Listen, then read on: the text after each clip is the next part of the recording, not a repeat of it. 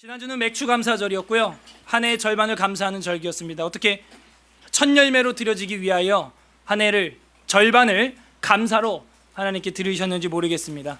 그래서 절기 설교였기 때문에 지난주는 대하 설교를 못했고요. 그 전주 2주 전에 대하 설교 어디까지 했었죠? 미가서까지 했었습니다. 누가 하나님과 같은가? 그게 미가라는 뜻이었고, 미가서 마지막 장 거의 마지막 절에 그 구절이 나오는 걸 여러분 눈으로 확인을 하셨을 거예요. 제가 미가서 이야기를 복습을 하는 이유는 대하 설교는 연결이 되기 때문이고, 오늘 봐야 할, 그리고 여러분이 읽으셨던 이사야가 바로 그 미가 선지자와 동시대의 사역자이기 때문입니다. 그래서 오늘 설교 제목은 여호와께서 구원하셨다라고 하는 제목으로 하나님 말씀을 전하고자 합니다. 한번 따라해 보시죠. 여호와께서 구원하셨다. 여러분은 구원 받으셨습니까? 이런 죄인을 누가 구원한 것인가요? 여러분, 여호와께서 구원하신다가 아니고 하실 것이다가 아니고 여호와께서 구원하셨다, 예사야후라고 하는 뜻이 이사야라고 하는 뜻입니다. 그래서 이사야, 예사야후라는 뜻이요, 과거형이에요. 그래서 여호와께서 구원을 하셨다는 거예요. 예. 여호와 has save가 되는 것이죠. 지나간 겁니다. 예. 그래서 하나님께서 우리를 이미 구원하셨다는 이름을 가지고 있는 책, 그것이 바로 이사야가 되겠어요. 그 이름, 책 이름부터 우리가 공부를 제대로 하면 하나님의 놀라운 그 역사하심이 이사야서 전반에 거쳐서 보이게 될 것입니다. 그래서 미가 선지자와 같은 동시대 사역자였기 때문에 미가서와 같은 맥락에 흐르고 있고요. 이사야는 같은 동시대 사역자지만 회중의 대상이 달랐다는, 물론 백성들을 향하여서도 선포를 했지만 왕궁의 선지자였다는 거예요.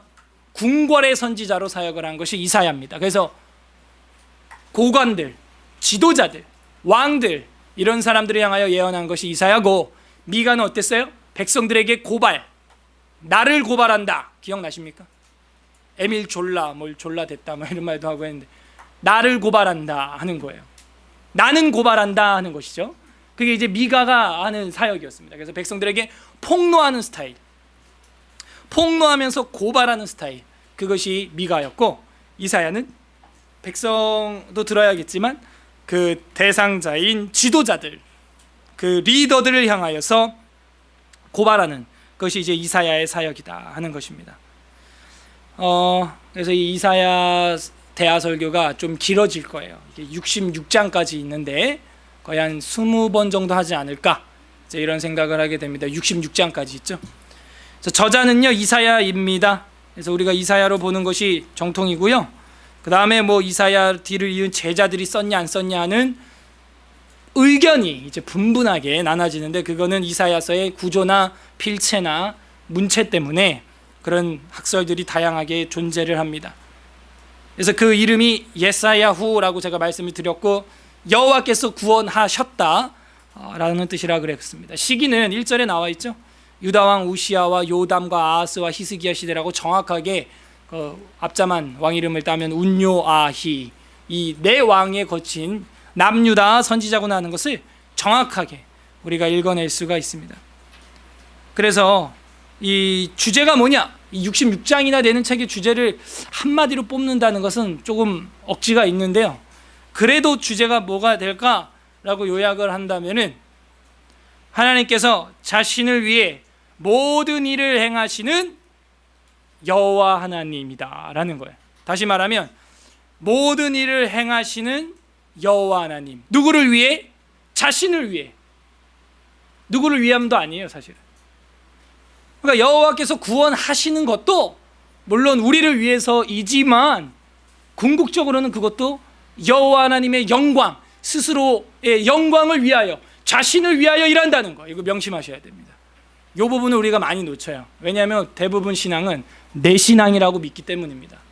내 죄사함 받고, 내 구원 받고, 내 질병 낫고, 내 귀신 떠나고, 내 대학 가고, 내 직장 합격하고, 내 결혼하고, 내 새끼 낳고, 나 구원 받고, 나 천국 가는 게 결론이라고 우리가 신앙생활을 이제 하는데, 한 번 더 나가서 결국은 그 모든 것이 여호와 하나님을 위해서라는 거예요. 이제 조금씩 이사야서가 보이십니까? 그래서 이름이 예사야후, 여호와께서 구원하셨다는 거예요. 누구를 위하여? 자신의 영광을 위하여. 이게 오늘 오후 예배 시간에 또 나옵니다. 오늘 오후에 이제 웨스트민스터 신앙고백서 강의 2장으로 넘어갈 거예요.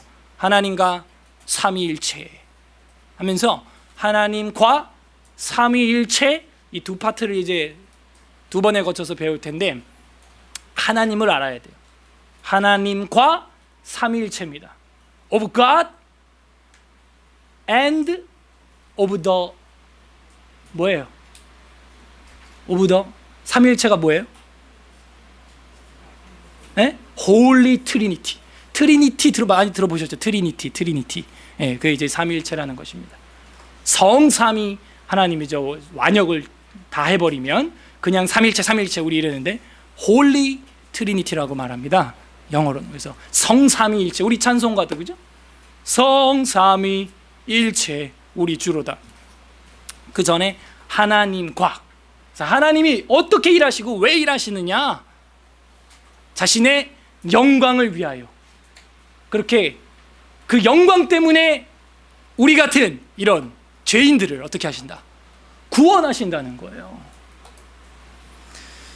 그게 이제 이사야 1장부터 이 전반에 거쳐서 나오는 대주제입니다.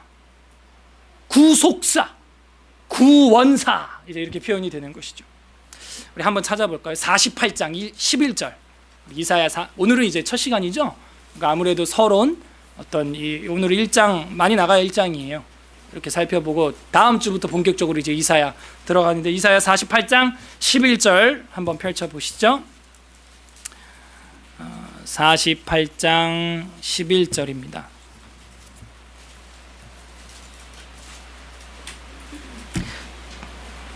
(1027페이지) 48장 11절 다 같이 읽겠습니다. 시작. 나는 나를 위하여 이를 이룰 것이라.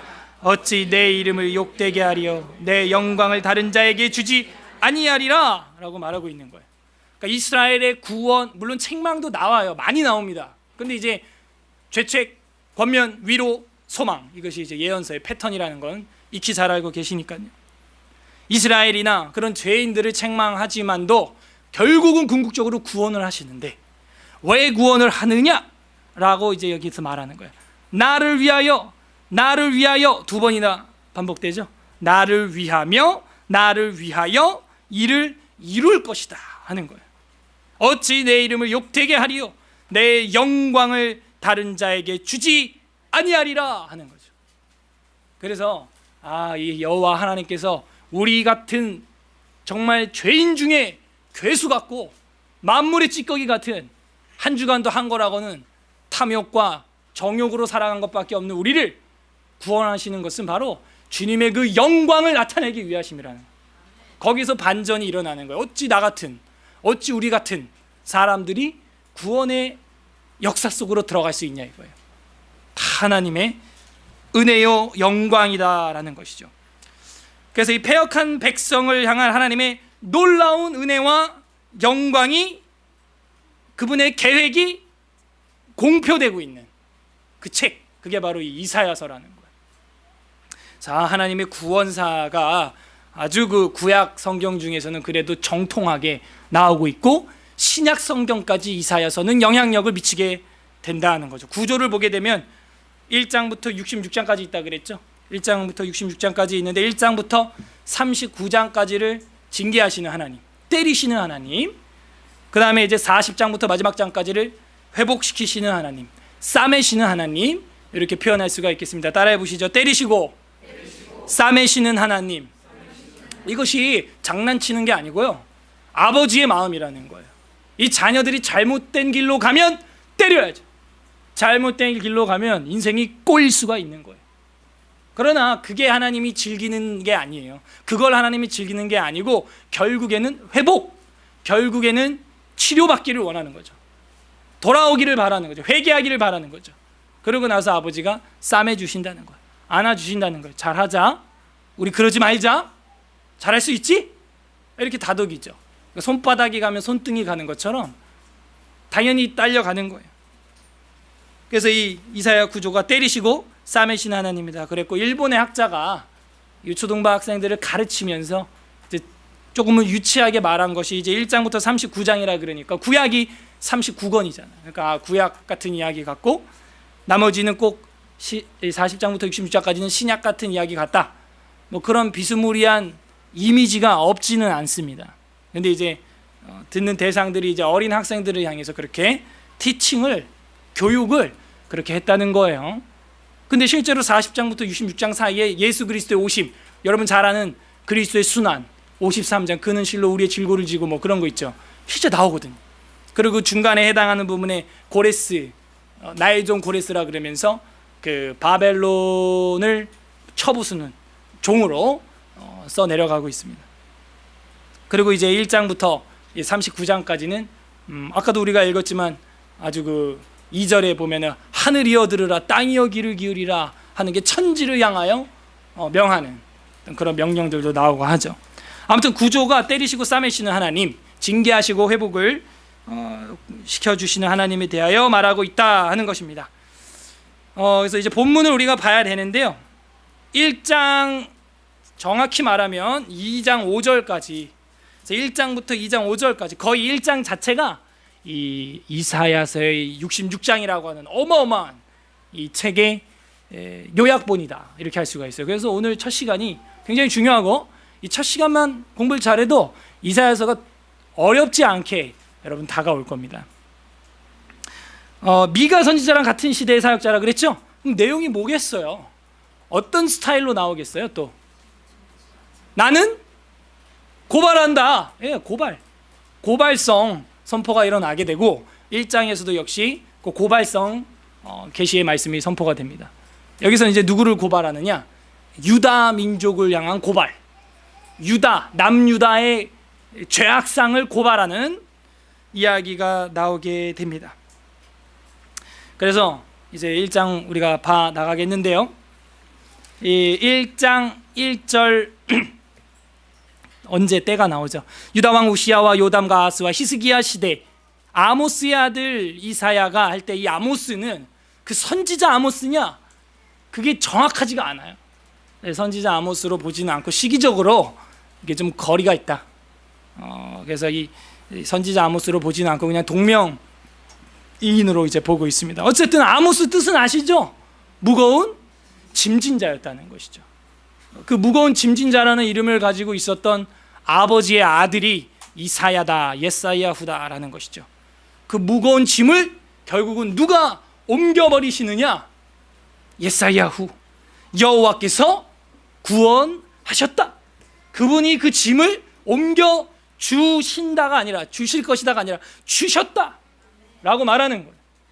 여기서 우리가 이제 또 하나 볼 수 있는 거, 하나님 편에는 사실 시간이라는 개념이 크게 의미가 없는 것이죠. 그렇죠? 그래서 우리가 삼위일체 하나님 배운 다음에 그 다음 배울 작정, 예정 이제 이런 걸 공부할 것인데 예지 예정이냐 뭐 그냥 예정이냐 뭐 이런 말도 하는데요. 사실 하나님은 시간의 시작과 끝에 개념이 없죠. 개념이 있죠. 있으신데 의미가 없을 수 있어요. 왜? 시작과 끝을 다 알아요, 몰라요? 하나님은 한눈에 보고 있는. 우리는 모르죠. 내 인생이 어떻게 될지 모르죠. 모르잖아요. 내일 뭐 어떻게 5분 뒤에 10분 뒤에 이게 어떻게 될지 모르죠. 근데 하나님이 이걸 처음과 끝을 한 번에 다 보고 계십니다. 예. 그래서 하나님 편에서는 일들이 다 어떻게 된 거예요? 과거형으로 표현될 수가 있는 겁니다. 이해를 하시나요? 이미 다 하나님은 전지하셔서 알고 계세요. 그래서 그것을 과거형으로 표현할 수 있다는 거예요. 작정하셨다, 계획하셨다, 구원 이미 하신 겁니다. 하신 거죠. 그걸 우리가 이제 성도의 견인이라든지 섭리라든지 그런 것들을 통해서 이제 외민 시간에 배우게 될 겁니다. 어쨌든 이 역사하시는 하나님을 보게 되는데 무거운 짐진 시대에 결국 하나님 여호와께서 구원하셨다라는 겁니다. 아모스의 아들 이사야가 유다와 예루살렘, 남쪽이죠. 여기 남쪽, 북쪽 방향 표시가 성경은 안 돼 있습니다. 유다 이름은 남쪽이죠. 유다와 예루살렘에 관하여 본 계시라 이렇게 쓰고 있어요. 아, 계시구나. 이 계시라고 하는 것은요, 다 알아들으라는 것입니다. 다 알아먹으라고 딱 보여주는 거예요. 그러면 알아들을 만하게 선포가 된 말씀이 우리 앞에 있다면 두 가지로 이제 갈라집니다. 심판으로 말미암아 지옥으로 가든지, 아니면 회심하여 천성을 향해 달려가든지, 이 둘로 딱 나눠지게 되어 있어요. 그래서 이 묵시도 무섭지만 이 계시는 더 무서운 거예요. 왜? 다 알아듣게 선포된 일반 계시와 특별 계시가 있거든요. 근데 이 계시가 한번 선포가 되면요, 벌써 패는 두 패로 딱 갈리는 거예요. 빛으로 나올 아들 딸들과 어둠으로 계속 들어갈 아들 딸들이 구별이 딱 돼버립니다. 그래서 하나님 말씀이 선포되는 순간이 기쁨의 순간일 수도 있지만 한편으로는 두려움과 떨림의 순간이 되는 거예요. 그래서 우리가 묵시와 계시에 대해서 공부를 했었죠. 그 차이에 대해서 지난 시간에 했으니까 넘어가겠습니다. 2절, 하늘이여 들으라. 하늘은 누가 만든 거예요? 하나님이 만든 것이죠. 땅이여 귀를 기울이라. 땅도 누가 만든 거예요? 하나님이 만든 거예요. 여호와께서 말씀하시기를 내가 자식을 양육하였거늘 그들이 나를 거역하였도다라는 말을 온 천지야 다 들어봐라 하는 것입니다. 온 세상아 다 알아라, 이런 게 계시라는 거예요. 근데 이 뒤에 가서 이제 보면 알겠지만요, 안타까운 것은 듣기는 들어도 보기는 보아도 이 백성들이 알아요, 몰라요? 모르게 된다는 거예요. 문제는 그 사람들은 어떤 사람들이냐, 이제 어둠 속에 들어가는 심판의 대상들이 되는 거예요. 그건 나중에 이제 6장에 가면은 이제 나오는데, 그게 이사야의 독특한 사역 중에 하나죠. 우리가 잘 아는 것이죠. 듣기는 들어도 깨닫지 못할 것이요 보기는 보아도 알지 못한다 하는 것이죠. 그래서 온 천지를 향하여서 선포를 하셨는데, 여호와께서 말씀하시기를 2절 중간에 내가 누구를 양육해요? 자식을 양육하였거늘 그들이 나를 거역하였도다. 자식이 없는 분들은 이거 별로 와닿지 않아. 지금 재미없어. 자식을 뭐 양육, 자식을 뭐 어떻게, 내가 자식인데 뭐 여러분이 자식을 낳아서 키우지 않으면 이 자식이 나를 거역했다는 말이 얼마나 큰 배도, 배신, 반역, 넘어서서 폐역인지를 느껴볼 수가 없답니다. 좀 반역하고 있는 자녀들은 뭔 소리야 지금 이런 마음이 올라올 거예요. 자녀를 한편으로는 빨리 낳아봐야 하는 이유가 부모님의, 또 우리 진정한 아버지이신 하나님의 심정을 깨닫는 길이기 때문입니다.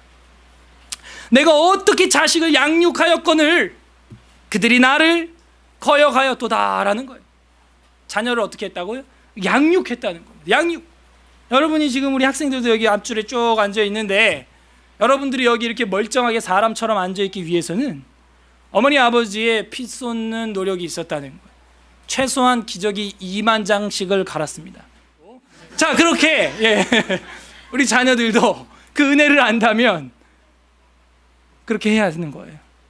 내가 자식을 양육하였거늘이라고 하는 이 단어가 이 서두부터 나왔다는 것은 엄청난 하나님의 그 정성과 사랑이 너희들에게 들어갔다는 것이죠.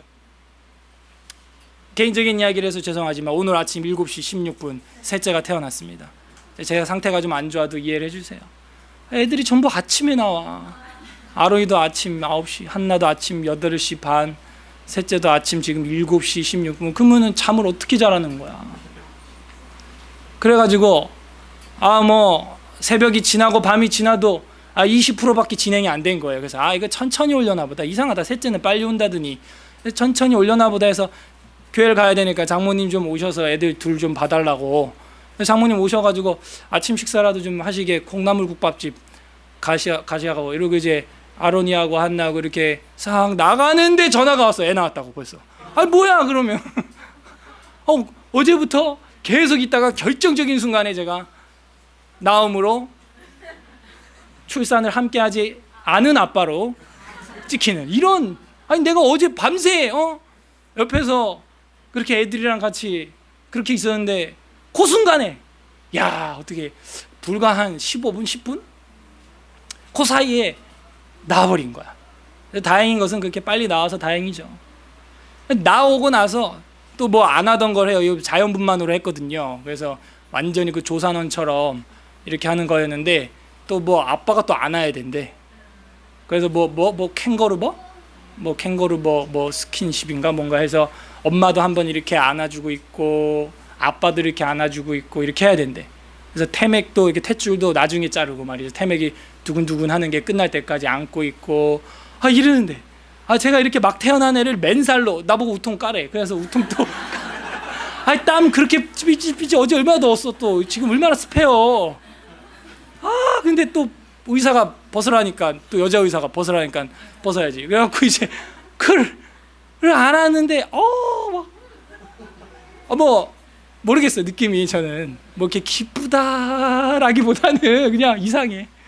막 말랑말랑한 게 아직 막 물기가 아직도 막 있는데 그걸 막 살이 막 붙었는데 막 살이 막 이상해. 애기 살이 막 이렇게 끈적끈적 하잖아요.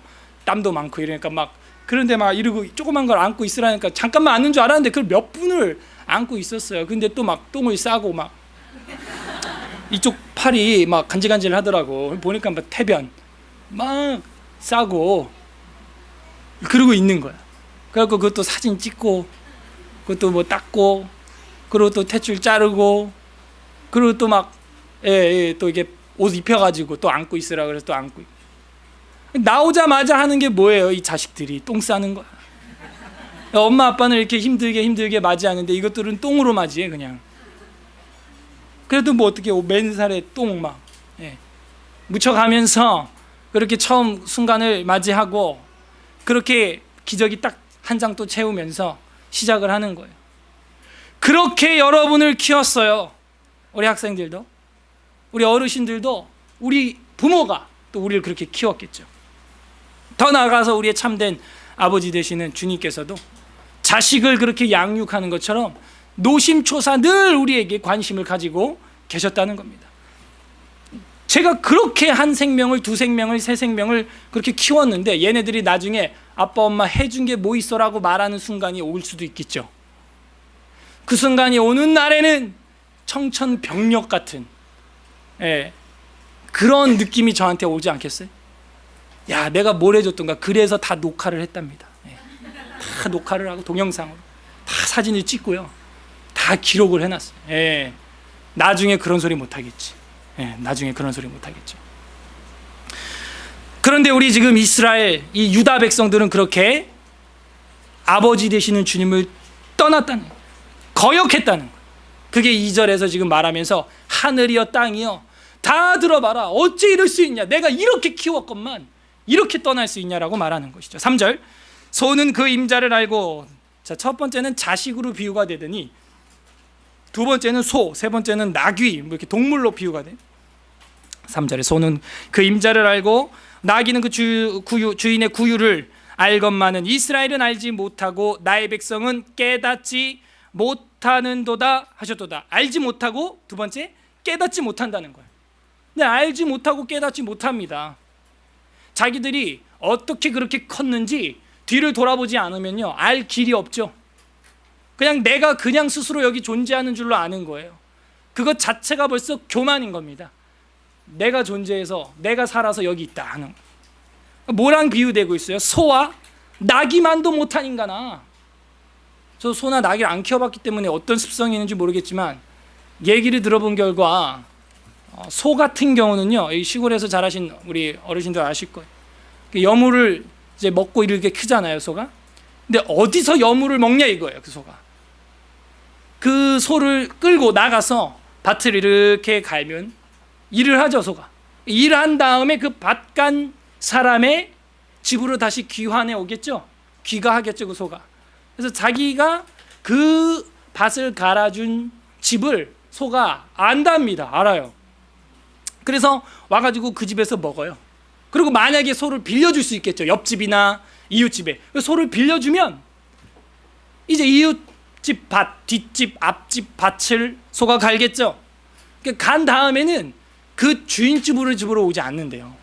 그 밭을 갈게 한 그 빌려준 소를 빌려준 그 사람 집에 가서 여물을 또 알아서 이렇게 먹는답니다. 한 번, 두 번 이렇게 훈련을 시키면. 그래서 이 이야기는 저도 이제 노목사님한테 들은 거예요. 자신이 어렸을 때 한 개 소를 질리게 키워봤기 때문에 기가 막히대요. 이렇게 소를 빌려주면 우리 밭을 가려면 우리 집으로 뭘 하고 이렇게 오는데 옆집이나 앞집 뒷집 빌려주고 나면 그 집으로 가서 밥을 먹는다는 거예요. 기가 막히게 안다는 거예요. 애완동물들을 이제 키워보신 분들은 또 공감을 할 수 있을지 모르겠어요. 나귀도 아마 그러나 봐요. 그래서 나귀는 그 주인의 구유를 알거늘 소는 그 임자를 알고, 그러니까 이 동물들도 자기를 먹이고 키워주는 대상이 누군지를 정확히 안다는 거예요. 하물며 인간이 돼서 사람이 돼서 그걸 모르냐? 라고 지금 반문하고 있는 것이죠. 알건만은 이라고 말하고 있는 거예요. 알고 있음에도 알고 있지만 이스라엘은 알지 못하고 내 백성은 깨닫지 못하였도다 하면서, 여기까지가 오늘 읽은 본문인데, 이제 고발하는 고발.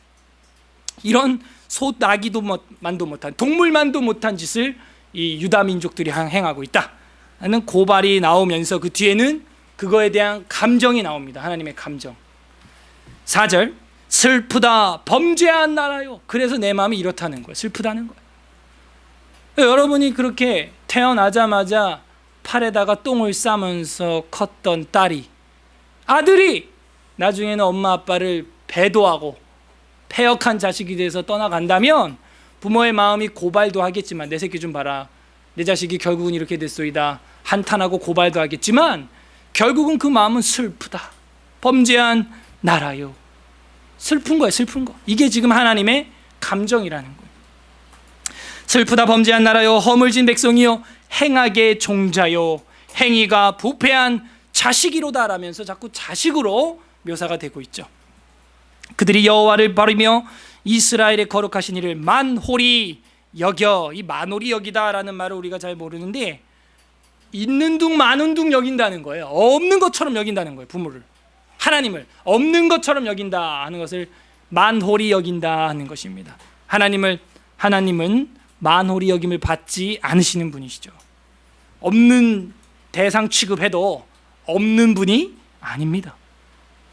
거룩하신 이를 만홀히 여겨 멀리하고 물러갔도다. 5절, 너희가 어찌하여 매를 더 맞으려고 패역을 거듭하느냐? 온 머리는 병들었고 온 마음은 피곤하였으며 하면서 이제 매를 더 맞는다는, 매를 누구한테 듭니까? 자녀에게 드는 거예요. 내가 그렇게 피 쏟아 낳은 그 자녀에게, 친자식에게 매를 듭니다. 이웃집 옆집 애들은 그러는 말든 아이고 쟤 저래서 망하겠네, 쟤 저래서 어쩌나 찌찌찌, 이게 끝이지 매를 들지 않아요. 여기서 매를 들었다는 이 자체가 벌써 하나님이 유다 민족을 정말 자식처럼 여겼구나 하는 걸 알 수가 있어요. 너희가 어찌하여 매를 더 맞으려고 패역을 거듭하였느냐? 온 머리는 병들었고 온 마음은 피곤하였으며 발바닥에서 머리까지 성한 곳이 없이 상한 것과 터진 것과 새로 맞은 흔적뿐이거늘 그것을 짜며 싸매며 기름으로 부드럽게 함을 받지 못하였도다. 기름은 이제 이렇게 코팅하는 치료제 같은, 연고 같은 역할을 하는데요. 부드럽게 함을 받지 못했대요. 왜? 하도 맞아가지고 또 치료약을 바르자마자 또 맞아요. 그리고 터지고 싸매고 무른 것, 이런 흔적밖에 없어서 더 이상 때릴 곳이 없다는 것입니다. 7절, 너희의 땅은 황폐하였고 너희의 성읍들은 불에 탔고 너희의 토지는 너희 목전에서 이방인에게 삼켜졌으며 이방인에게 파괴됨같이 황폐하였고 딸 시온은 하면서 딸로 표현하고 있죠. 여러분, 아들도 딸도 이제 다 귀하지만요, 이 아비 된 입장에서, 어미 된 입장에서 딸은 조금 다른 것 같아요. 느낌이. 저도 아들, 딸 아직 4년, 3년밖에 안 키워봤지만 느낌이 달라요. 어떤 느낌이냐면, 아들은 몰라요. 엄마는 안 그런지 모르겠지만 저는 그래요. 아들은 그냥 이리 치고 저리 치면서 잘 클 것 같아요. 이리 치고 저리 치다 잘못하면 죽겠지 뭐. 그래서 군대 가 죽든 여행 가다 죽든 저처럼 교통사고 나서 죽을 뻔하든 그러다 죽든, 아니면 대박을 터뜨려서 살든 그러고 살아갈 것 같아, 아들은. 근데 이 딸은요, 느낌이 남 주는 느낌 있죠? 남 줘야 될 것 같은 느낌. 그렇다고 시집을 안 보내면 평생 골칫덩어리죠. 근데 막상 또 보내면 이 큰 보석 하나를 그냥 길바닥에 확 버린 것 같은, 남을 그냥 준 것 같은 그런 느낌. 그래서 우리나라 문화에도 보면 함이라고 하는 문화를 제가 이해를 하게 됐어요. 그 전에는 너무 미신적이다, 오징어를 뒤집어 쓰고 쇼를 하네, 이렇게 봤는데 이제 딸을 하나 딱 가져보니까요, 제가 뭐 함을 하자는 얘기가 아니에요. 그 심리를 이해하겠다고요. 그 심리가 뭐냐면 그 아버지한테 가서 그 마음을 풀어드리는 거예요. 그 결혼 전날 그 딸 아버지한테 가서 마음을 한번 풀어드려야 되는 겁니다. 내일이 결혼식이에요. 그 전날 신랑과 신부 마음은 어떨까요? 콩닥콩닥 설레고 뭐 그럴 수 있겠죠. 그런데 세상에서 가장 슬퍼하는 사람이 한 명 있습니다. 아버지예요. 말을 못해요. 근데 그걸 그냥 울죠, 뒤에서. 내일이 결혼식인데 딸이랑 사이 될 사람은 좋아가지고 입이 귀에 걸려서 희죽희죽대. 근데 가장 지구상에서 슬퍼하고 있는 사람이 아버지라는 거예요.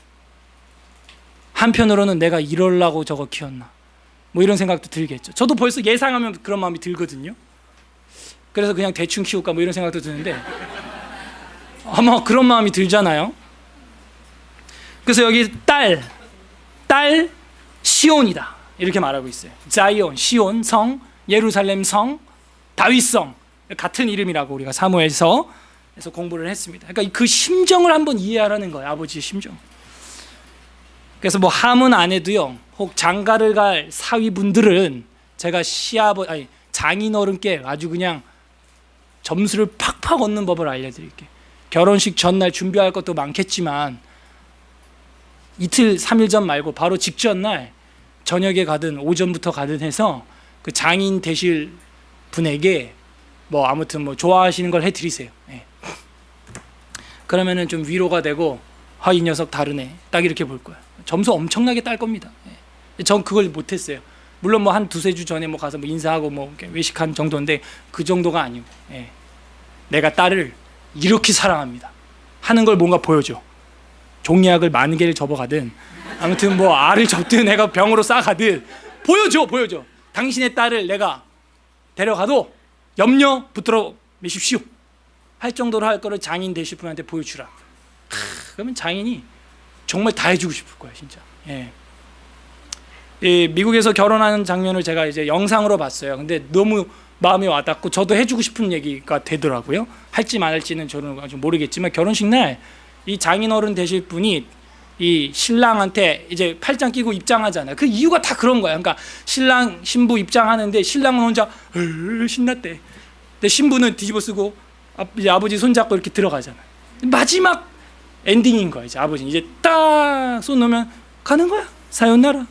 이제 가는 건데 이 아버지가 하는 말이 딱 나오더라고요. 보신 분도 계실 거예요. 뭐라 그러냐면 신앙의 이야기 여정을 막 해요. 이 딸은 내가 이렇게 해서 낳은 노년에 낳은 아주 귀한 딸이고 하나밖에 없는 내 딸이다. 그래서 성삼위 하나님의 그 말씀으로 키웠고 신앙으로 키웠다. 그래서 30여 년이 되었어. 그런데 이 일을 너가 망치지 마. 내가 30년을 지금 공들였으니까. 이러고 탁 주는데 그 신랑이 부담이 세겠죠. 이 한 여인이 그냥 내가 길에서 만나서 데이트 해가지고 사귄 그런 하나의 여자가 아니라 30년을 아버지가 공을 들인 신앙의 제사장이었구나. 내가 이거를 망치면 안 되겠다. 이 사역을 망치면 안 되겠다 하는 마음이 남성들 마음에 있어야 한다는 거예요. 아무도 아멘을 안 해서 8절에 그래서 딸 시온은 포도원의 망대같이, 이제 무슨 얘기예요? 포도원의 망대, 수박밭의 원두막 생각하시면 되겠어요. 그렇게 이제 딸랑 하나 남았다는 거예요. 시온은 포도원의 망대같이 참외밭의 원두막같이 에워싸인 성읍같이 겨우 남았도다. 만군의 여호와께서 우리를 위하여 생존자를 조금 남겨두지 아니하셨다면 우리가 소돔 같고 고모라 같았으리로다. 그래서 하나님이 이제 마지막으로 때리고 머리부터 발끝까지 때려서 때릴 데가 없는데 마지막으로 이제 한 성읍 원두막처럼 딸랑 남아있다는 거예요. 10절 그리고 이제 죄를 지목을 하는데 그 다 리더들이에요. 리더들. 미가서 생각하면 쉬워요. 내용이 똑같습니다. 미가서하고. 그 리더들, 지도자들을 향해 고발하죠. 똑같아요. 10절에 너희 소돔의 관원들아 여호와의 말씀을 들을지어다. 너희 고모라의 백성아 우리 하나님의 법에 귀를 기울일지어다. 여호와께서 말씀하시되 너희의 무수한 재물이 내게 무엇이 유익하뇨? 나는 수양의 번제와 살찐 짐승의 기름에 배불렀고 나는 수송아지나 어린 양이나 수염요새 피를 기뻐하지 아니하노라. 이제 깨달았나요? 레위기에 나와 있는 번제, 소제, 화목제, 속죄제, 속건제 그 피를 하나님이 즐거워했던 게 아니라는 거예요. 그 피를 드려야 하는 이유는 우리의 죄를 속죄하기 위해서, 우리의 죄를 잠시 감추기 위해서 필요했던 것이고, 그 죄를 그 피로 말미암아 잠시 가린 다음에 뭘 위하는 거예요? 뭘 위한 거? 하나님을 만나기 위함이죠. 그러니까 하나님이 기뻐하는 건 이거예요. 하나님을 만나는 것을 기뻐하는 것이지, 그런 종교적 행위, 그냥 종교적인 그런 반복적인 행위 그 자체를 하나님이 받지 않는다는 것입니다. 주일 11시 예배 꼬박꼬박 늦지 않고 나와가지고 헌금 기계적으로 반복적으로 하고, 기계적으로 반복적으로 신앙을 고백하고, 그런 걸 하나님이 원하는 게 아니라 사람과 사람으로, 사람과 하나님으로, 자녀와 아버지로 정말 그렇게 기쁘게 만날 수 없어? 우리가 예배 시간에 그렇게 좀 기쁘게 우리가 예배할 수 없니? 정말 영과 진리로 예배할 수 없는가? 성령과 진리 안에서 예배할 수 없는 건가?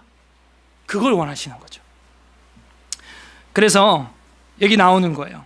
그것이 무슨 유익이 있냐? 11절 다시 봅니다. 여호와께서 말씀하시되 너희가 무수한 재물이 내게 무엇이 유익하뇨? 나는 수양의 번제와 살찐 짐승의 기름에 배불렀고 나는 수송아지나 어린 양이나 수염소의 피를 기뻐하지 아니하노라. 기뻐하지 않는답니다. 12절 너희가 내 앞에 뭐하러 나와요? 보이러 오니 이것을 누가 너희한테 요구하였느냐? 누가 가르쳤냐 그런 거? 네, 마당만 밟을 뿐이니라 라고 말하는 거예요. 그러니까 그런 마음과 마음이, 아비와 자녀 간에 그런 심정이 통하지 않는 만남이라면, 예배라면 마당만 밟을 뿐이라는 거예요. 마당만 밟고 오늘도 집에 가시렵니까? 그러면 안 되겠죠. 마당만 밟고 지하실 예배당만 밟고 가겠습니까? 그러면 안 된다는 거예요. 13절 헛된 재물을 다시 가져오지 말라. 분향은 내가 가증히 여기는 바여 월삭과 안식일과 대회로 모이는 것도 그러하니, 그 이유는 뭐예요? 성회와 아울러 악을 행하는 것을 내가 견디지 못하겠노라. 그러니까 이런 집회, 저런 모임 만들어 놓고 헌금 짜내고 양들의 가죽을 벗기고 피를 짜고, 미가서에서 공부했죠 우리가. 그런 거 입에 물려주면 평강을 외치고 포도주와 독주에 대해서 예언하라. 그럼 우리의 예언자가 되리라. 그런 말은 하고 하나님의 말은 욕으로 여기고 욕하는 말을 그치지 아니하냐. 그런 것들 다 하나님 앞에 피곤한 것들이라는 거예요. 가져오지 말라는 거예요. 다시 14절 보게 되면 내 마음이 너희 월삭과 정한 절기를 싫어하나니 그것이 내게 무거운 짐이라. 그 아버지의 이름이 아모스였죠. 이사의 아버지가. 무거운 짐이라 내가 지기에 곤비하였느니라. 그러니까 여러분 오늘 하나님 앞에 예배하고 주를 만나러 오셨습니까? 아니면 한 짐 짊어지게 하시려고 오셨습니까? 생각해 봐야 돼요. 15절 너희가 손을 펼 때 내가 내 눈을 너희에게 가리고 너희가 많이 기도할지라도 내가 듣지 아니하리니 이는 너희의 손에 피가 가득함이니라. 그러니까 여러분 우리가 기도를 많이 하면 하나님 듣는 줄 아는데 그렇지 않습니다. 정말 짧은 기도를 해도요 진실하게 하나님 앞에 올리는 그런 기도를 하나님이 들으신다는, 많이 기도할지라도 내가 듣지 아니하리니 라고 말하고 있어. 근데 오늘날 한국교회는 어떤 것 같아요? 우리가 성경을 보기 이전에 계시라라고 하는 이 하늘이여 땅이여 귀를 기울이라 한 이 계시의 말씀을 듣기 전에 나 혼자만 길게 주구장창 3시간 2시간 이렇게 기도하고 있지는 않는지요. 그것은 거꾸로 된 신앙입니다.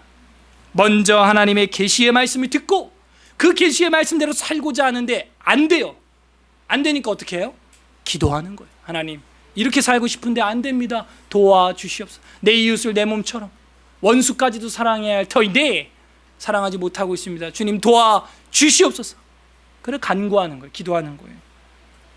16절 너희는 스스로 씻으며 스스로 깨끗하게 하여 내 목전에서 너희 악한 행실을 버리며 행악을 그치고, 17절 어떻게 하라는 게 이제 적극적인 방식이 나옵니다. 17절 다 같이 읽겠습니다. 시작. 선행을 배우며 정의를 구하며 학대받는 자를 도와주고. 이게 짧게 나왔지만요, 딸랑 한 절이지만요, 이 17절이 중요한 것은 하나님이 바라는 게 이거라는 것이죠. 이상의 것들은 죄악의 고발이고요, 내가 원하는 건 많은 게 아니야, 딱 이거야 하고 17절 딱 한 절에서 말해줍니다. 이게 끝이고 18절에 새로운 단락이 동그라미로 여러분 성경도 표시되어 있죠. 그러니까 1절부터 16절까지가 고발이고 17절이 대안이에요. 대안이 뭐예요? 선행을 뭐 하라고요? 배우며 라고 말하고 있어요. 선행을 배우며 정의를 구하며 학대받는 자. 요즘은 어린아이들 학대하는 집안이 그렇게 많대요. 애들 때리고 말이죠. 그래서 뭐 초록우산이라는 단체 아시죠? 그런 데서 이제 그런 아이들을 보호소에서 보호해주고 그런 데가 많습니다. 그래서 이렇게 학대하는 걸 하나님이 정말 싫어하십니다. 그래서 여기 보면은 학대받는 자를 도와주며, 그 다음에 고아를 위하여 신원하며. 고아가 지금 뭐 너무 많아요. 우리나라 입양법이 세져가지고 입양이 그러니까 버려진 애들이 한 300% 이상 늘었습니다. 지금 입양법이 어려워짐으로써 생긴 폐해예요. 입양법을 세게 하면 입양을 많이 안 하겠지 싶었는데 반대로 유기된 애들이 늘어나게 된 꼴이 되었습니다. 베이비박스에. 고아를 위하여 신원하며 과부를 위하여 변호하라. 이건 뭐 결혼하다가 재미없어서 이혼한 그런 과부를 말하는 것이 아니라 정말 사후 사별을 하고 홀로 된 자녀를 다 이제 못 키웠다든지 아니면 키우고 있는 중이라든지 키웠다든지 근데 이제 홀로 된 여자를 이제 과부라고 말합니다. 그들을 위하여 변호해주라. 한마디로 고아와 객과 과부, 그 율법에 나와 있는 약자들을 돌보는 것, 하나님이 원하는 건 바로 이것이라는 것. 이것을 신약 성경에는 옆에다 링크를 하시기를 야고보서 1장 27절에 쓰고 있습니다. 야고보서 1장 27절 다 같이 펼쳐보도록 하겠습니다. 신약 성경 야고보서 1장 27절입니다. 히브리서 다음에 있죠. 야고보서 1장 27절 신약 성경 372페이지 신약 372 372페이지입니다. 자, 27절 다 같이 읽겠습니다. 시작. 하나님 아버지 앞에서 정결하고 더러움이 없는 경건은 곧 고아와 과부를 그 환난 중에 돌보고 또 자기를 지켜 세속에 물들이지 아니하는, 같은 얘기죠. 고아와 과부를 그 환난 중에서 돌보고 자기를 지켜서 세속에 물들이지 아니하는 것. 이것이 뭐라고요? 하나님 앞에서 정결하고 더러움이 없는 경건이라는 것. 다시 이사야서로 돌아와서 27절이 같은 맥락 아닙니까? 선행, 경건, 하나님이 인정하는 선행, 하나님이 인정하는 경건은 바로 그런 거라는 거예요. 정의롭게 살아가는 것이라는, 고아와 객과 과부, 약한 자들을 변호하고 신원해주고 돌보라는 거예요. 이런 것이 정말 요절이라면 요절이 아니겠어요? 우리가 정말 마음에 하루에 한 번씩 읊어야 될, 묵상해야 될 말씀이 이거 아니겠어요? 오늘 하루도 이렇게 살게 하여 주시고 한 주간도 이렇게 살게 하여 주시옵소서라고 우리가 간구해야 되지 않겠어요? 그런데 다 우리는 뒤로 미루고 18절밖에 모르는 거예요. 그죠? 18절 여호와께서 말씀하시되 오라 우리가 서로 변론하자. 너희의 죄가 주홍 같을지라도 눈과 같이 희어질 것이요 진홍같이 붉을지라도 양털같이 희게 되리라. 그러니까 이사야서 1장 하면은 이 앞절에 이렇게 많은 내용들이 있음에도 불구하고 다 우리는 생략해버리고 18절만 받고 있다는 거예요. 알고 있는 게 18절밖에 없어요. 그래, 난 죄인이야, 난 죄 많아, 주홍 같고 진홍 같이, 근데 다 용서해준대 이러고 또 죄를 짓는 거예요. 그러면요, 되돌아봐야 돼요. 나는 정말 하나님 앞에 구원받은 과거형이에요? 여호와께서 구원하셨던 사람인가? 정말 두려운 말인 것이죠. 정말 내가 회심한 사람이고 저 하늘나라 천성을 향하여 견인될 섭리로 이끄심을 받을 아들, 딸인가? 돌아봐야 되는 거예요. 그래서 주홍같이 진홍같이 붉을지라도 눈같이 양털같이 희게 용서해 주시는 것은 맞습니다. 맞지만 이 앞의 것들이 선행돼야 한다는 것이죠. 그것들을, 앞의 것, 이상의 것들을 실행하면서 회심하고 회개하고 종교적 행위로 마당만 밟는 그런 종교인이 되지 마시고 정말 신앙인이 되셔서 선행을 배우고 정의를 구하고 학대받는 자를 돕고 고아와 과부를 변호하고 신원하는 그런 삶을 살 때 주홍 같고 진홍 같은 붉은 죄도 사하여진다. 여러분, 주기도문이 그거 아니에요? 우리가 예배 마지막에 오늘도 하겠지만 우리가 우리의 죄를 사하여 준 것 같이, 우리가 우리의 죄를 서로 사하여 준 것 같이 우리의 죄를 사하여 주옵시고라고 말하는 것이죠. 자, 19절에 보시면요, 너희가 즐겨 순종하면 땅의 아름다운 소산을 먹을 것이요라고 하면서 이제 18절 이하는 뭐냐? 회복에 대해서 나오는 것이죠. 그러니까 1장만 공부를 잘해도 이사야 66장이라고 하는 어마어마한 이 큰 프레임이, 틀이 이제 보이게 되는 거예요. 때리시고 싸매시는 하나님. 19절, 너희가 즐겨 순종하면 땅의 아름다운 소산을 먹을 것이요, 너희가 거절하여 배반하면 칼에 삼켜지리라. 여호와의 입에 말씀이니라. 신실하던 성읍이 어찌하여 창기가 되었는고, 정의가 거기에 충만하였고 공의가 그 가운데 거하였더니 이제는 살인자들 뿐이로다. 어떻게 그렇게 아름다운 성이 이렇게 패역한 성이 됐냐라고 한탄하는 거죠. 22절, 내 은은 찌꺼기가 되었고 내 포도주에는 물이 섞였도다. 순수함이 떨어졌다는 거예요. 내 고관들은 패역하여, 리더들 또 지도층을 쳐서 예언하죠. 고관들은 패역하여 도둑과 짝하며 다 뇌물을 사랑하며 예물을 구하며 고아를 위하여 신원하지 아니하며 과부의 송사를 수리하지 아니하였는도다. 그러므로 주 만군의 여호와 이스라엘의 전능자가 말씀하시되 슬프다. 내가 장차 내 대적에게 보응하여 내 마음을 편하게 하겠고 내 원수에게 보복하리라. 그러니까 너네가 그런 악을 계속하고 재판을 굽게 하니 결국 너희를 재판할 자가 없다. 이 땅에 나밖에 없는 거야. 하나님밖에 없는 것이죠. 25절, 내가 또 내 손을 네게 돌려 내 찌꺼기를 잿물로 씻듯이 녹여 청결하게 하며 내 혼잡물을 다 제하여 버리고 내가 내 재판가들을 처음같이 내 모사들을 본래와 같이 회복할 것이라. 그리한 후에야 네가 의의 성읍이라 신실한 고을이라 불리리라. 이게 무슨 얘기냐면 그 더러운 걸 다 씻고 나서야 다시 정결하고 깨끗한 성읍이라고 불리게 된다는 거예요. 깨끗하게 그 성읍을 정결하게 하나님이 먼저 싹 심판을 하신 다음에야 의의 성읍 신실한 고을이라 불리리라 하셨나니. 27절, 시온은 정의로 구속함을 받고 그 돌아온 자들은 공의로 구속함을 받으리라. 그러나 패역한 자와 죄인은 함께 패망하고 여호와를 버린 자도 멸망할 것이라. 너희가 기뻐하던 상수리나무로 말미암아 너희가 부끄러움을 당할 것이요. 이 나무를 갖다 이제 우상으로 만들어 놓고 섬겼던 걸 이야기하는 겁니다.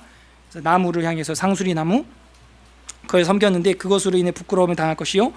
너희가 택한 동산으로 말미암아 산신령 같은 거, 동산으로 말미암아 수치를 당할 것이며. 30절, 너희는 잎사귀 마른 상수리나무 같을 것이요 물 없는 동산 같으리니 강한 자는 삼오라기 같고, 삼 아시죠? 삼오라기, 그 밧줄, 마른 밧줄 같은 거예요. 물 없는 삼오라기 같고 그의 행위는 불티 같아서 함께 탈 것이나 끌 사람이 없을 것이다 라고 하는 거예요. 그 마른 게 얼마나 타겠어요? 잘 타겠어요, 그죠? 우리가 불 지필 때도 그 지푸라기를, 마른 지푸라기를 집어넣으면 불이 그냥 확 살아나지 않습니까? 그렇게 심판을 당하게 된다는 것이에요. 그래서 아모스의 아들 이사야가 받은 바 유다와 예루살렘에 관한 말씀이라. 2장 2절, 만일에 여호와의 전의 산에 모든 산 꼭대기에 굳게 설 것이요 모든 작은 산 위에 뛰어나리니 만방이 그리로 모여들 것이라. 많은 백성이 가며 이르기를 오라, 우리가 여호와의 산에 오르며 야곱의 하나님의 전에 이르자. 이거 어디서 많이 읽었죠? 어디서 읽었어요? 미가서 4장 2절 기억나세요? 표시를 하면 좋겠죠? 많은 백성이, 2장 3절 말이에요. 많은 백성이 가며 이르기를 오라, 우리가 여호와의 산에 오르며 야곱의 하나님의 전에 이르자. 그가 그의 길을 우리에게 가르치실 것이라. 우리가 그 길로 행하리라 하리니 이는 율법이 시온에서부터 나올 것이요 여호와의 말씀이 예루살렘으로부터 나올 것임이라. 이거 많이 봤던 말씀이죠. 미가서 공부할 때. 그가 열방 사이에 판단하시며 많은 백성을 판결하시리니 무리가 그들의 칼을 쳐서 보습을 만들고. 이것도 어디서 많이 봤는데, 그죠? 미가서에 나오잖아요. 이것도 요엘서에도 나오고. 칼을 쳐서 보습을 만들고 그들의 창을 쳐서 낫을 만들 것이며, 이 전쟁 무기가 농경기구로 바뀌는 평화를 말하는 것이죠. 창을 쳐서 낫을 만들 것이며 이 나라와 저 나라가 다시는 칼을 들고 서로 치지 아니하며 다시는 전쟁을 연습하지 아니하리라. 야곱 족속아 우리 오라, 우리가 여호와의 빛에 행하자. 제가 그랬죠. 계시가 선포되면 빛과 어둠으로 나뉜다, 이렇게 그랬어요. 여기까지 오늘은 이제 읽는 거는 여기까지 통독을 할 텐데요. 시간이 많이 갔네요. 제가 한 장 조금 더 할 거라 그래서 금방 끝날 줄 알았는데, 결국에는 이 패턴이 어떻게 되어 있어요? 죄책 권면 위로 소망으로 되어 있고, 때리시고 싸매시는 하나님, 마지막은 뭐예요? 하나님께로부터 이제 변론 초청장이 온 거예요. 그래서 와라, 하나님께로 우리가 가자, 야곱의 하나님의 전에 이르자. 시온이, 율법이 시온으로부터 나왔고 여호와의 말씀이 예루살렘으로부터 오는 거 아니냐 하면서 주님께로 돌아가자. 그러면 칼과 창이 보습, 낫, 농경기구로 이제 바뀌는 거예요. 평화가 온다는 거예요. 야곱의 족속아 와라, 우리가 여호와의 빛에 행하자 하면서 서론이 탁 끝나는 거예요. 이것이 이사야서 전체의 색깔을 보여주고 있는 것입니다. 정리를 좀 해야겠어요. 미가에서도 우리가 공부한 것처럼, 미가서를 통해서 우리가 공부한 것처럼 이사야도 유대 예루살렘인들의 죄악상을 고발하는 걸 볼 수가 있습니다. 하나님이 요청하는 것은 뭐예요? 예언자들을 통하여 말씀의 계시라는 메가폰을 통하여 외치는 게 뭐예요? 자수하라, 이거 아니에요? 그래서 영적인 자수가 일어나야 한다는 거예요. 우리 스스로가 하나님 앞에 주온 같고 하나님 앞에 진홍 같을지라도 그런 영적인 자수가 일어나면은 죄악에 대한 형벌을 감면받고 면제당하고 회복된다라는 것을 보여주고 있는 것입니다. 그래서 우리가 39장까지 그 때리시는 하나님의 면모와 40장부터 66장까지 싸매시는 하나님의 면모를 볼 때 우리가 지금 와닿지 않을 거예요. 그래, 싸매주겠지. 그 정도가 아니에요. 이제 40장 이후에 우리가 훗날에 이제 보게 될 때는요, 어느 정도냐 좀 느낌이 와야 돼서 좀 보겠는데요. 이사야서를 하나 보고 이제 신약성경 보고 마치도록 하겠습니다. 이사야 아까도 말했는데요, 53장 어떻게 사해 주시느냐. 4절 1034페이지 설교는 결론을 향해 왔습니다. 이사야 53장 4절 1034페이지 53장 4절 5절 우리 다 같이 읽겠습니다. 2절입니다. 시작. 그는 실로 우리의 질고를 지고 우리의 슬픔을 당하였거늘 우리는 생각하기를 그는 징벌을 받아 하나님께 맞으며 고난을 당한다 하였노라. 그가 찔림은 우리의 허물 때문이, 그가 상함은 우리의 죄악 때문이, 그가 징계를 받음으로 우리가 평화를 누리고 그가 채찍에 맞음으로 우리는 나음을 입었도다. 예사야후, 여호와께서 구원하셨다. 물론 미래에 일어날 일이지만 하나님 편에서는 시간에 의미가 없을 수 있다고 제가 모두의 말씀을 드렸습니다. 하나님이 어떻게 이 패역한 창기의 낯을 가진, 얼굴을 가진 이스라엘 유다 민족을 구원하시느냐? 자신의 몸을 찔리고 상하게 하고 징계를 받고 채찍에 맞으심으로 사해 준다는 거예요. 누가? 여호와 하나님께서. 이게 하나님이 이루신 구원이라는 거예요. 우리 인간들이 개입할 수가 없어요. 그 구원은. 이것은 다윗의 언약을 계승하는 하나님의 성취입니다. 다윗이 하나님을 향하여 집을 지어드리겠습니다 그랬더니 하나님 뭐라 그래요? 내가 지어줄 거야. 내가 지어줄게. 영원히 무너지지 않는 다윗의 장막을 내가 일으키리라. 그것이 바로 이 예수 그리스도, 다윗과 아브라함의 자손, 정말 진정한 왕, 유대인의 왕을 넘어선 온 세상의 왕이 되시는 주님이 이루시는 구원을 보여주시는 거죠. 그래서 아까 뭐라 그래요? 이 2장 5절에서 야곱아 우리가 오라, come, 오라, 그 빛에 거하자라고 말하는 거예요. 하나님이 구원하셨다라고 말하는 것은 바로 이렇게 엄청나게 자신의 몸을 찢어서 구원하셨다는 거예요. 근데 우리의 모습은 6절이에요. 우리는 다 양 같아서 그릇 행하여 각기 제 길로 갔거늘 여호와께서 우리 모두의 죄악을 그에게 담당시키셨도다 하는 거예요. 그러니까 우리 같은 이 죄인들이 어떻게 구원받아요? 우리 같은 이 반항만 일삼는 자녀들, 자식들이 그렇게 아버지 하나님이 우리를 애지중지 낳자마자 똥을 쌌던 우리 같은 인간들을 그렇게 키워주셨는데 반역한 우리들이 어떻게 구원을 받냐고요. 이것이 하나님의 역사고 하나님의 놀라운 무한한 은혜라는 거예요. 은혜. 그래서 이제 마태, 마가, 누가복음에 보면요, 이사야의 예언이 거의 도배가 되듯이 엄청나게 많이 나옵니다. 여러분 잘 아시는 뭐 임마누엘 한다든지 등등등. 선지자 이사야를 통하여 말씀하신 바 이사야의 예언이 그들에게 이루었도다. 외식하는 자들아 이사야가 너에게 관하여 잔언하였도다 등등 너무나 많이 나오고 있다는 거예요. 결국에는 그 구원을 신약에 와서 완벽하게 이제 인간의 시간 차원으로 이루시는 것이죠. 하나님은 이미 예사야후 구원하셨습니다. 태초에 결정을 내리신 것이죠.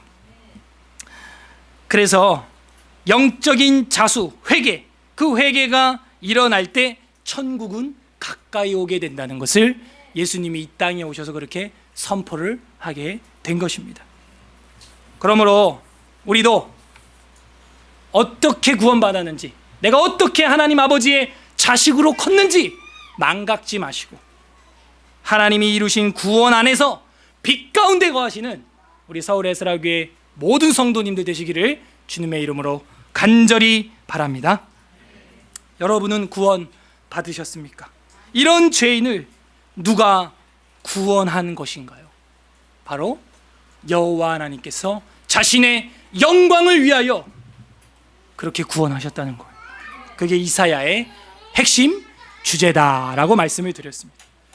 우리 이 시간 다 같이 말씀을 생각하면서 우리 기도하는 시간을 갖도록 하겠습니다. 이 시간 우리 다 함께 기도할 때 하나님, 제가 믿고 제가 구원받고 제가 은혜 받고 제가 지혜를 받았고 영생을 받은 줄 알았는데 하나님께서 하셨군요.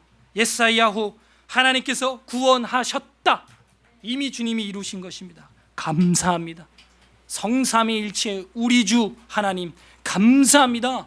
우리 감사기도 올려드렸으면 좋겠고요. 두 번째로 내가 믿고 내가 잘해서 내가 교회에 두 발로 걸어 나와서 마당을 밟았다고 외쳤던 교만함이 있다면 그런 종교 지도자 같은 모습들 하나님 앞에 회개하고 이제는 참된 신앙인으로 거듭나 하나님 앞에 겸손한 아들, 딸, 자녀로 살아가는 우리가 되게 해달라고 이 두 가지를 놓고 회개하는 기도와 감사와 결단하는 기도 올려드리도록 하겠습니다. 기도하겠습니다. 하나님 아버지 감사드립니다. 하나님께서 구원하셨다라고 말씀